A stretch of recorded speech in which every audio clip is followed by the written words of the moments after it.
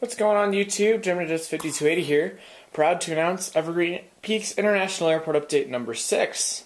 In this update I have one new model as well as a new airport layout where almost every airline has shifted, and I've also added 2 official regional gates and gate numbers finally. So, before we start out, and even before I go over the new layout, this is going to be a, since this is technically not peak time for Evergreen Peaks, so fall and spring are kind of slow times here in Colorado, which is where this airport is based, and summer is slightly busier and winter is definitely busier. So I'm going to start toning down service, so you might notice that a lot of aircraft are smaller. I think the largest aircraft in here is a 737-800, at least on the commercial side. There's a couple A320s as well. Maybe an MD-80, I don't know, but you'll see. So yeah, it's a smaller update, but there's also a new layout, but I also have time frames 8 a.m. I'll go over that again, and then I have a quick trivia question. I haven't done these in a while, but this one will be for a shout out in the next video, which will be Great Lakes Intercontinental Airport update number 10. And it is, what year did McDonnell Douglas merge with Boeing? So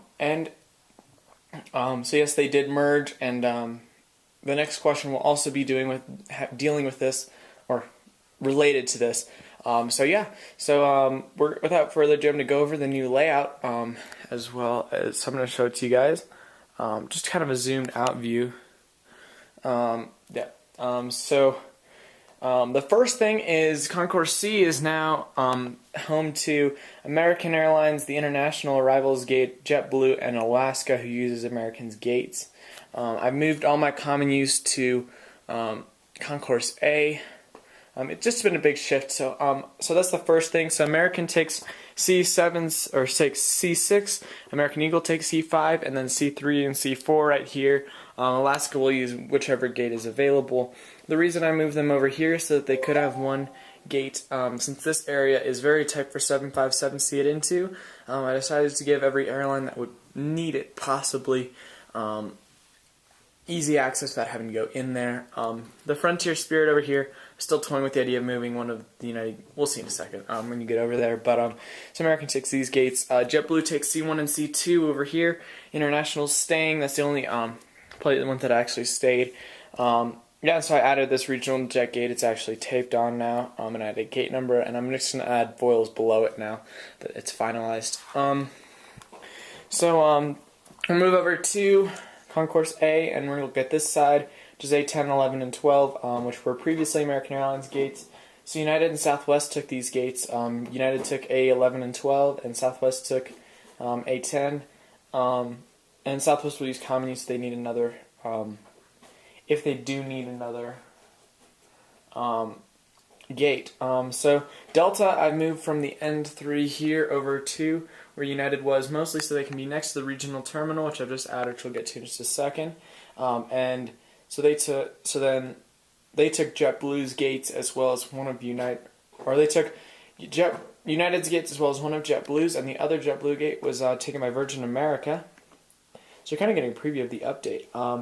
And so then Virgin took, and then on the end here, Frontier's taking these 2, but they're technically the 3 common use, as well as this one over here is now Spirit Airlines instead of Delta. And then over on the hard stands, we'll get to that in the end, but over there is where Allegiant has moved, mostly so that they can, mostly because in my mind Allegiant's kind of a cheap airline and would do anything to get service here or at any airport. I mean, that means not being on the terminal. So I just decided to move them over there, and they will take an empty common use gate, or any gate if it is available.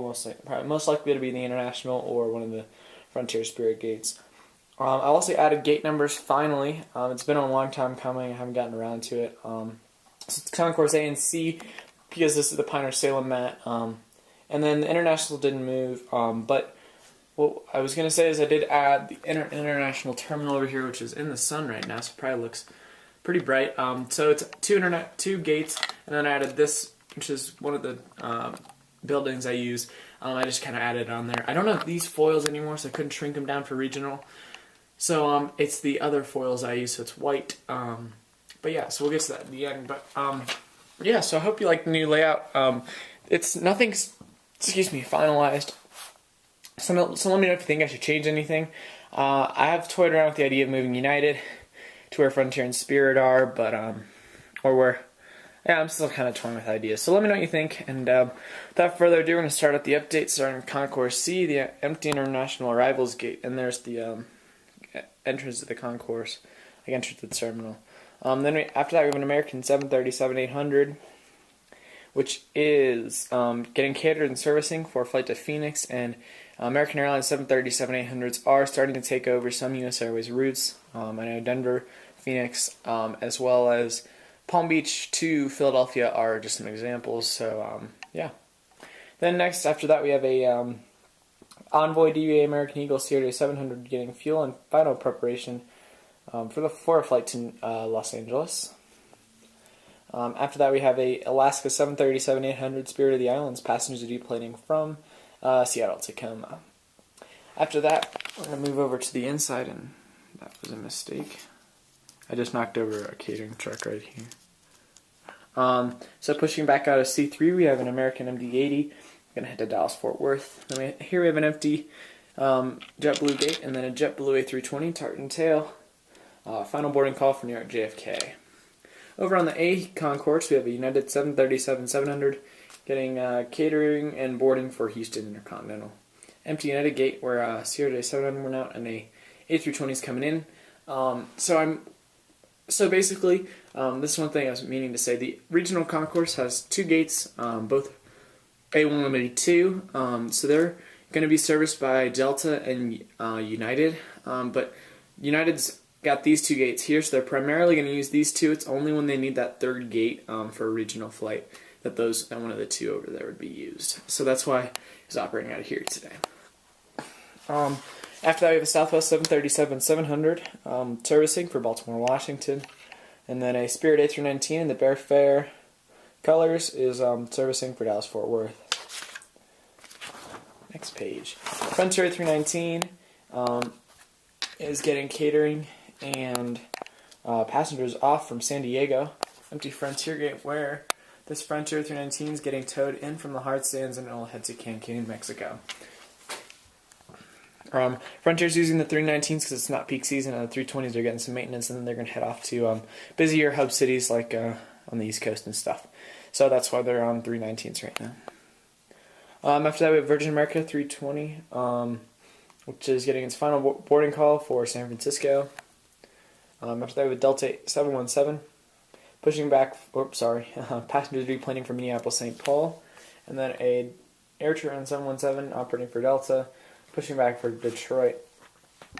Then after that, we have a Delta 737-700 servicing for Atlanta, and a Skywest Sierra 200 DBA Delta connection transfers or bag transfers are getting on from Salt Lake City. And then in the way in the back, we got a Compass DBA Delta connection UN70 pre-boarding for Seattle Tacoma. On the taxiway, we have a United A320. I lost my place. Just landed in from Chicago O'Hare. The taxiing out for departure, avoiding the pushback scene here. We have a Air Canada Express Sierra 705 operated by Jazz. It's taxiing out for Toronto Pearson. Don't know why that's there. And then we have a SkyWest DBA United Express CRJ 700 in the Tulip colors, lining up for San Francisco, and then a JetBlue 320 Blueberry's Tail. It's just landing and slowing down from Boston Logan. Move over to the cargo side. Kind of darker over here. We have a FedEx 767-300 loading up for Memphis. Then the new model is UPS 757-200. Cruise getting on for Louisville. And then empty hard stand cargo gate, and then our Allegiant MD-80, which is on HS2. I just modified these before the update.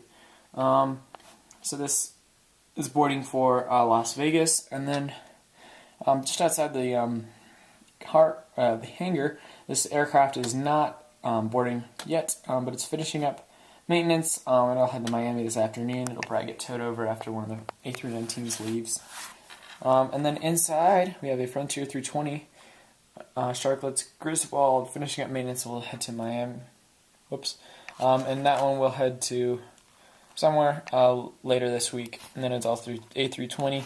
Just getting some quick maintenance after it came in from it came in from New York. It's got to get some quick maintenance done. So yeah. I'm going to wrap up the update because I talked a bunch at the beginning, so I hope you liked what you saw. Let me know about the layout if you want me to change anything, what you think of it, and we'll see you in the next video. Like, comment, subscribe.